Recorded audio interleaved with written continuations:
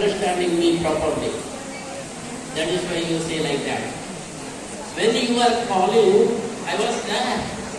But I saw you. What you are doing, you are calling me by one hand and by other hand you are holding your saree tightly. I thought I should interfere. Because if she can protect herself, why should I interfere? But I didn't go back. I was waiting. When you started to call me by both hands, then I immediately appeared and blessed with Akshayambara, Kanakambara, I protected you. That is my condition. That is my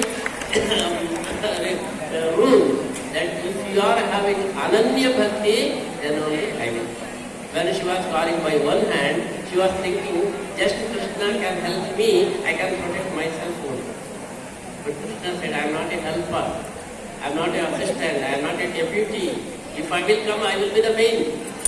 I am not like a helper for the cook, bringing water and cutting the vegetables, all these things I don't do. If I will come, I will be the main cook.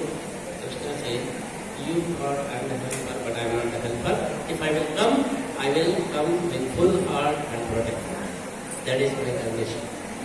That is why, though we are offering our prayer to Krishna, Krishna is not protecting us because of our bhakti is not 100%. It is not Ananya. Once you achieve the Ananya bhakti, then certainly Krishna will come and he will protect us. That is the meaning of Yoga Kshema.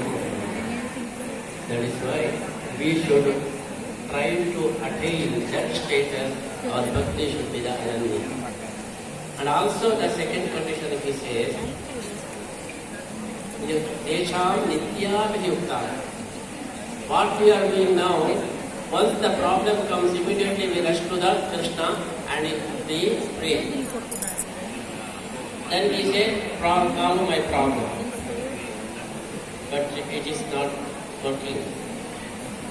Someone met the accident. He survived.